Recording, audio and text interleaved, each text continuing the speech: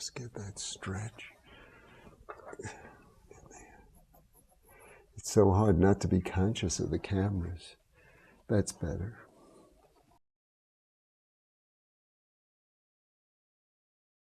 One thing that I think people painting portraits, figures, are overly concerned with the what color to make the skin color. And one thing that is important, I think, about making skin color convincing is paint quality, that you can paint almost any skin color you want, or any mixture of what you feel is appropriate skin color, and it won't really be as convincing or at all convincing if it doesn't have some kind of paint quality to it.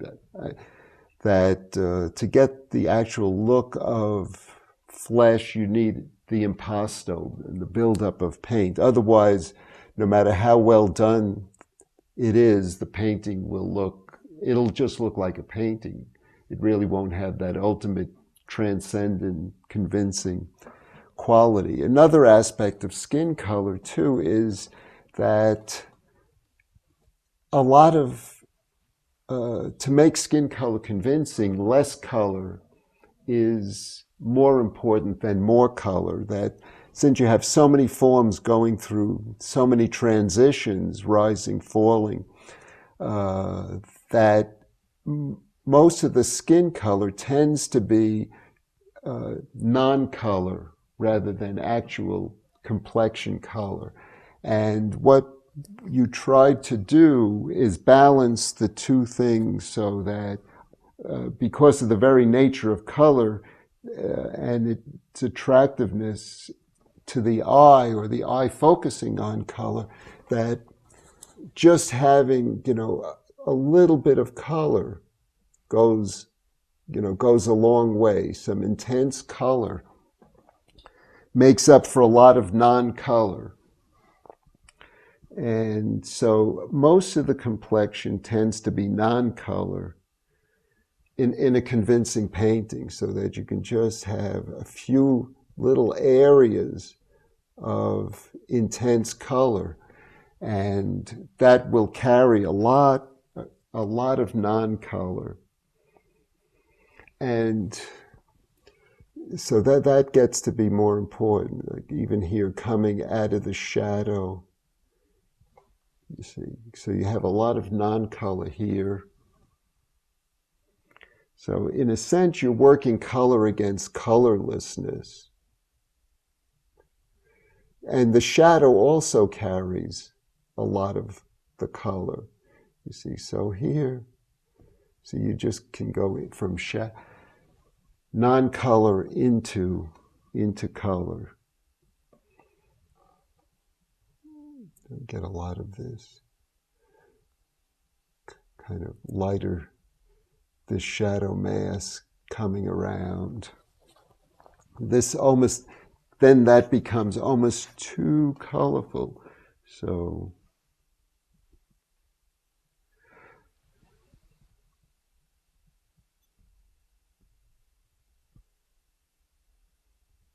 get a nice slide of light.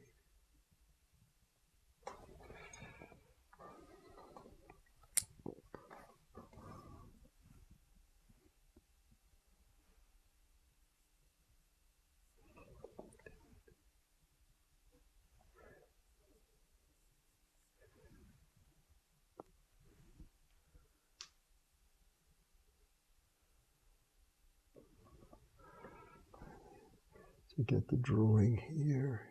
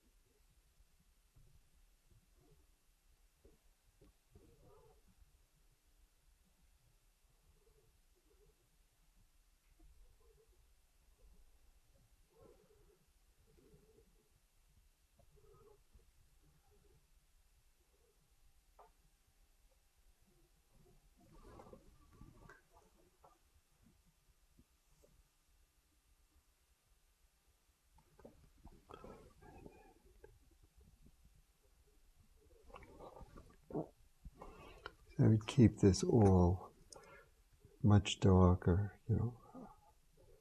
Just a suggestion to have all this receding in space there.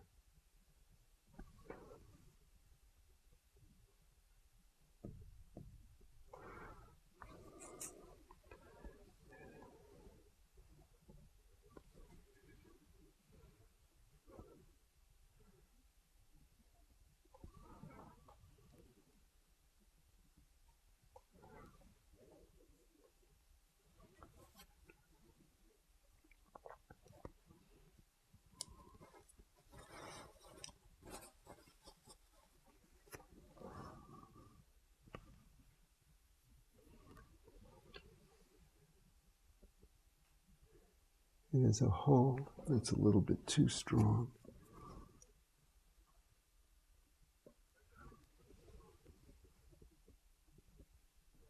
Just to get this darker, little darker area coming across this whole change of pace between the rib cage and then the breasts coming out, so that it's a whole bigger light.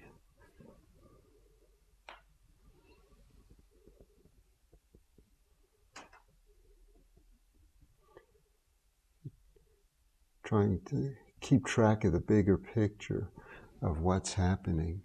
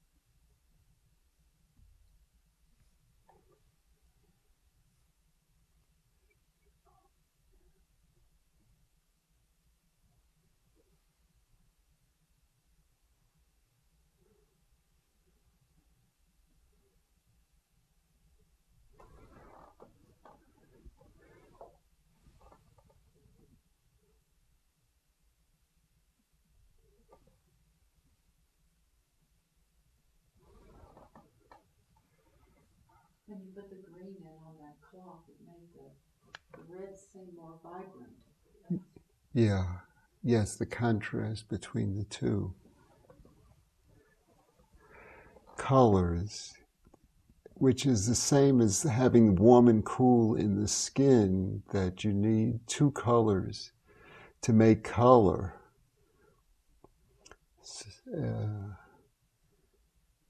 If you just have one color in the skin, it starts to look monochromatic.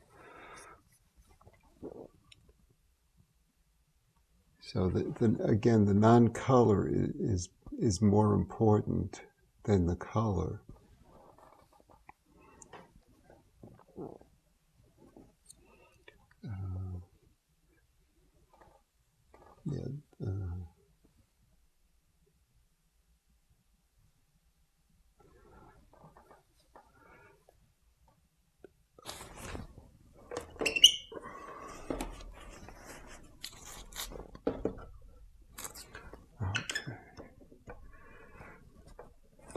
All right.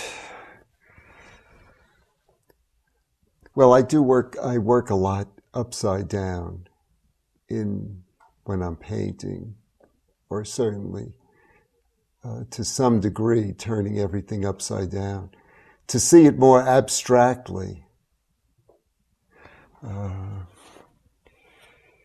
One thing I just realized, starting too quickly, if this is of interest, is not really getting into the skin color properly. It's that I think it got too red, in the sense that I would use the same basic color of ochre and Venetian red, but I would use the red more as an adjunctive color rather than the primary color, so that I could spot the red in different places. Where here, I think it got a little bit too pink overall for my taste and for the good of the painting, where it's better to use color in a more artistic way,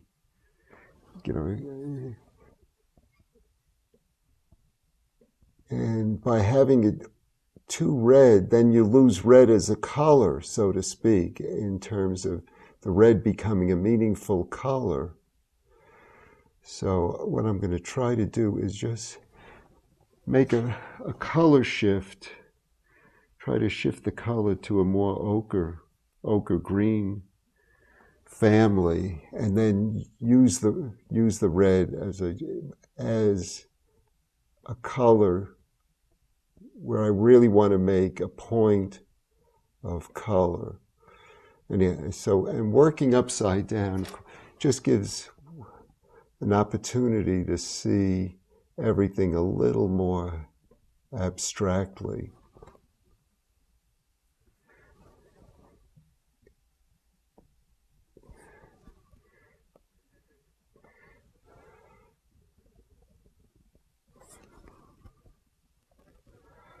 So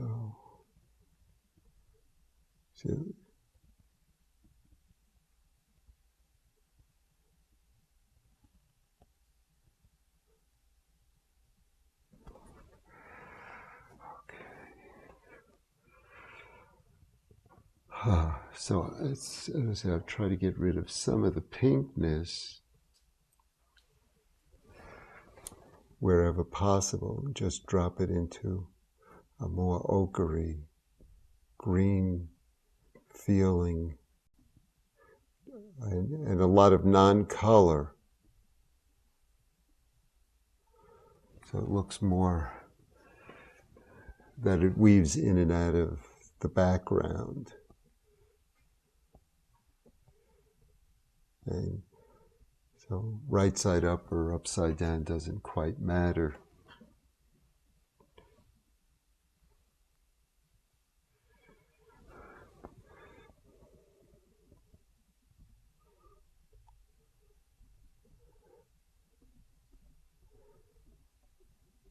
So taking out that color and then coming down to the knee, one could really make a point of color like that, same as I've already done up there. So it's just a question of making a color shift.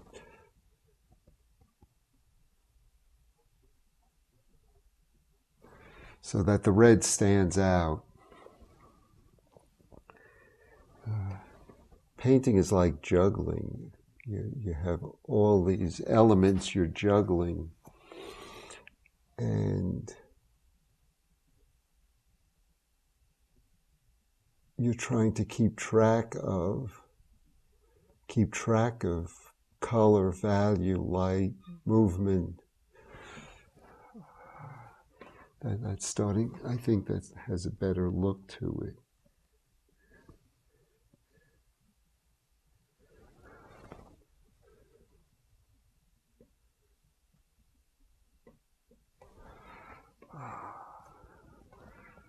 Okay.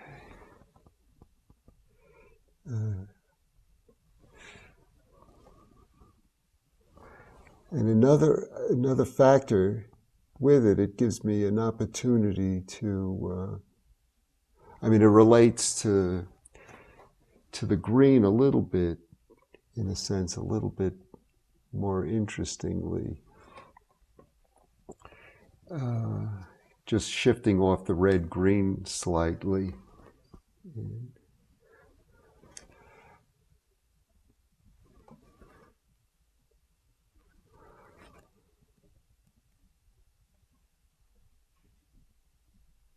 Just, as I say, upside down gives you an opportunity to see the painting more abstractly in terms of how everything is moving in it. And form. So you can relate your values in a much more abstract way without worrying about the actuality or being confused.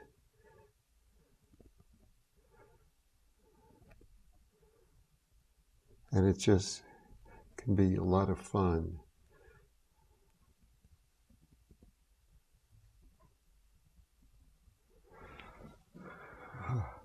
Not bad.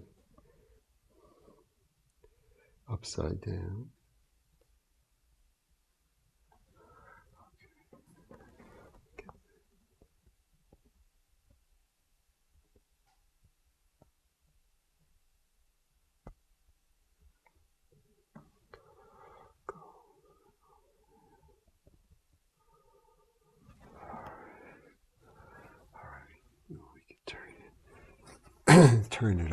Turn it right side up.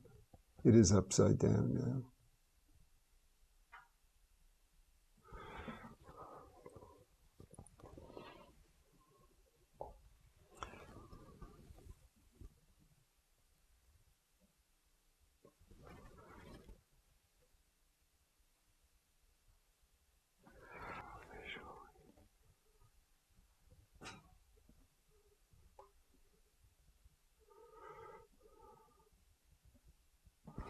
Okay, see what we have right side up.